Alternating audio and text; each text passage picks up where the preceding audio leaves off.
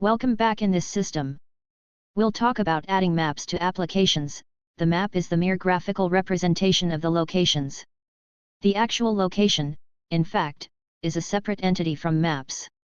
So this we'll begin with showing a map in an application. Now, to get to that, we also need to get some extra settings from the Google APIs. I'm going to show you all of that in this system. So let's get started. I'm going to head into Android Studio and I'm going to start a new application in the activity. As usual, I'm going to call it Maps app and I'm going to hit the finish by then. Now, the moment it loads up, I want to show you a little bit of a trick in making your Maps activity. Because you could actually start writing the code on your own. But then we would have to change a few things in under this, would you? And basically the greater part instead of that, I'm actually going to go ahead and use the Google Maps activity, and that's going to make a lot of the code for me. And I will explain to you what those codes are. Why do I basically need them to come in here? And I'm going to say a new name, I'm going to search for the Google and Google. I'm going to go for Google Maps activity. And it's going to basically make a new activity for us, which is the Maps activity. It doesn't matter what you name it, because we're not going to really use this. We're just going to copy stuff from it. So then I had to finish for them and I will explain to you what it did for us. The first thing is it added these Google Maps API, XM, which is basically telling us what is the SSA. Cert for this application that we need in the Google Maps console is also giving us a place to copy the API key. That's another thing that we need. However, there's other things that this thing has done for us, added the Maps activity as well as the Maps layout. It also added a new dependency for us. That dependency is basically place services, maps. So these are basically the steps that we had to do in the Google Maps, or rather the Maps activity and the activity Maps layout. There are also some code that it has done for us, and that's what I'm going to be copying from these two, and I'm going to show, how we're going to use it. So for now, I don't need to worry about anything integrated or anything in the values. The first thing I'm going to do is I'm going to go to the activity maps. I'm actually going to go to the code part of it. I'm going to copy this fragment, all of it by its entirety, and then watch my activity main and I'm going to paste it in here. So what I need from this fragment is basically a few things. I need the fragment of the type support. Map fragment manager. I want to give it an idea. I want to have a bit and height, and that's about it. So I don't need any of those. This is a good place for you guys to exercise your understanding of how using quotes and making layouts, they work. So now we made a fragment of this type, which this type is now available to us because the greater for it is also available. And that basically makes a fragment that covers the entirety of the screen. So that's the first thing that we want to be doing. And of course, because I've done that, I don't need the activity maps anymore. I can just get rid of that in any way. Perfect. Now I'm going to go to the Maps activity and see what we can copy from here. I need basically two things. One is I need to get this spot, which is basically making my fragment. This is really nothing new. This is something we have done with the fragments in the past, which basically says map fragments. Support from Fridman Manager, and then find this guy that is called map, and then in the map fragment. Once it is ready, gets not been single. Now, what does this async actually do for us? It basically says whenever the map is ready, think that's not defragment, but how would the application know when the map is ready to do that? We actually have to extend our main activity to a class called onMapReady callback. And that's something that you can find in your Maps activity as what it's done up here as well. And then when you do that, basically this thing happens on the map. Ready? I'm actually going to go in here and say, well, let's implement all our thoughts. I'm going to have all and enter. And it says you have to implement the member on the map ready. And what you want me to do on the when the map is ready, I'm going to say, let's call this one map. And I'm going to go ahead and say I'm going to have my own map in here.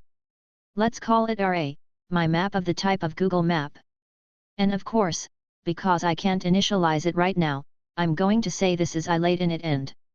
Then I'm going to say when the map is ready, my map becomes this Google Map, so let's see what's happening in here and let me see why is giving me the warning. That's alright. Let me delete that activity. This part is a little bit tricky because there's a lot of code that you have to write down, a few things that you have to be mindful. So I'm going to quickly re-explain this entire thing so we understand what's happening. So in theory, if you didn't want to do the way I did it, what you had to do is you have to put your build greater. You had to add this one Google Play Services, Maps, you had to sync your greater. And once you're done with that, your activity, you had to add the new fragment. That fragment type name should have been support fragments of that fragment manager. And then in your main activity, you actually have to go ahead and say extending the main activity to unmap pretty callbacks or whenever the map is ready and Google has done or under the application has done its communication with Google and Google has granted us the permission to use the map, then I'm going to set my map to be the map that is currently ready and I can use it for whatever I want to use it for. And we apply the map within a fragment to our application. So we apply the map on top of our review. So that's the starting point for this now. There's more steps and those smaller steps have to do with this guy. The file that has been added in here. This one isn't really doing anything. This is just a text file that allows us to copy some code from here that we need for our Google Developer Console and then applies the API key under the API. He always has to actually go to basically your manifest, and that's what it has done.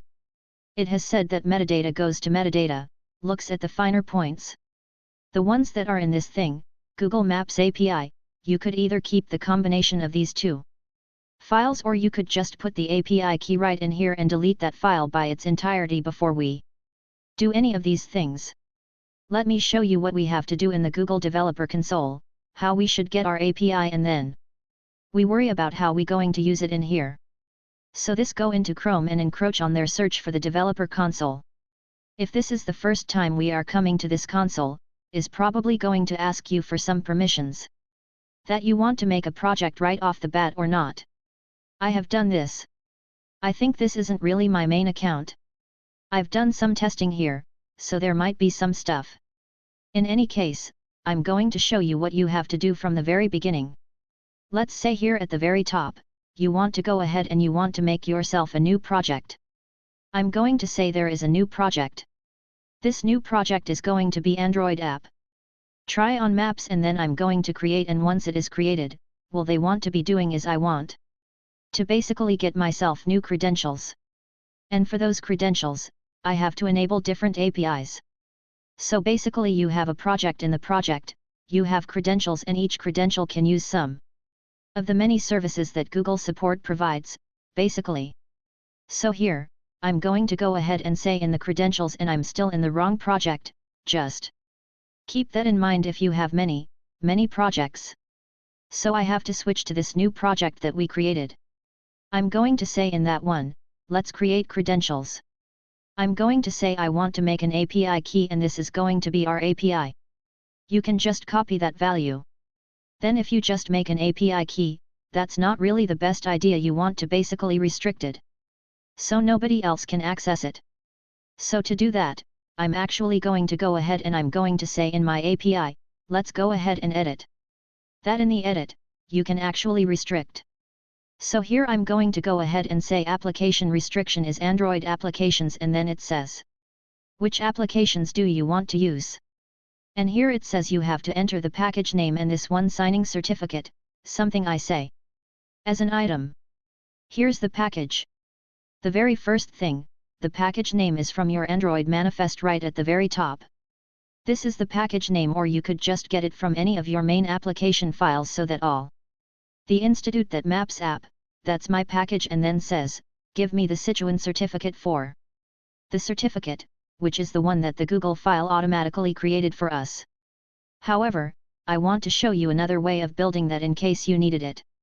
So what you could do is you could actually go to the top right corner of your arm doing this. Would you go to the Cradle Integrator? You open your Maps application and the tasks. The task, the Open Android in the Android, the Open Signing Report, and you double click on that. I will build everything for you, including everything that you need, which in this case is the one And that's the key that we need, which is the same key as the keys that's up here, is basically some sort of a certificate that you can use to sign a stuff. And then I say, this is the associate certificate and I'm going to have that done, which means now our application is now stored within this API credential, and this API credential can only work for this particular app. And this way, you make sure that nobody can steal your API key or nobody can use it for things that they shouldn't be using. Once that is done, there is one final step that we have to do in our developer council, and that is to enable the right API for the new credential that we created. Basically, the way it works is that you have a credential, and for that credential you say which of the many services of the Google do you want to use? Because obviously they are not all by default enabled. So I'm going to head into the APIs, and in the APIs I will see a list of the APIs, or if you have multiple projects, you can just switch between them. And it shows you the list of the APIs and here what they want to use. I want to basically use the Map SDK for Android, and I'm going to go ahead and say enable that for this project. Basically, if it wasn't enabled for your case, I think for me and beyond trying to project so difficult with this project, we can actually enable it to enable that.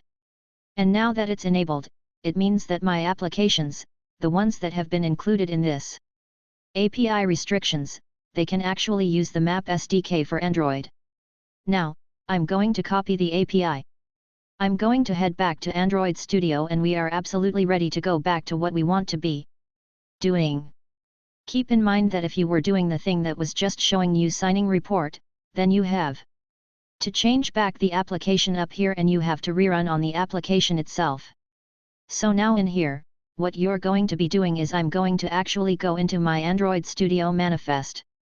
In the manifest, I'm actually going to skip this whole thing about using the Google Map API. I'm going to replace this key in here myself. So this is my appetite. And then there's a few final things we have to do is go ahead and say we had an activity called Maps activity that we deleted.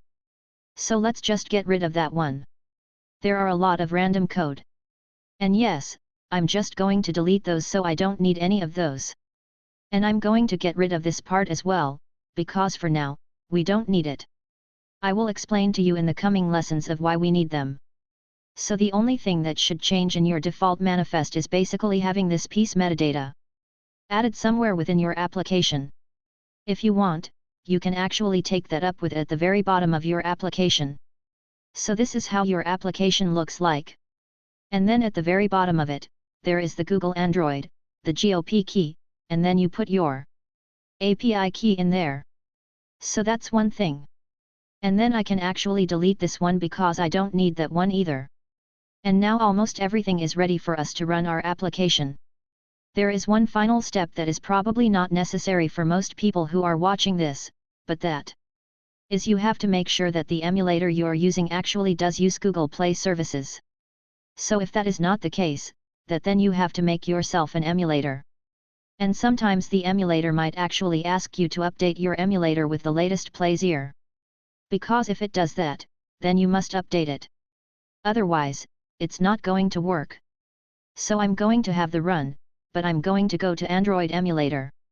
I'm going to wait to see what happens in here. And once my application loads up, we should be able to see this, which is basically the maps representation. So here we have the maps. We can actually, scale it using the command button or the console button. If you're using a Windows machine, we can rotate it. And that's basically the very first step of creating applications that they use the maps. So let's keep it up to here in the next list. We're going to make a copy of this project and we're going to add more code on top of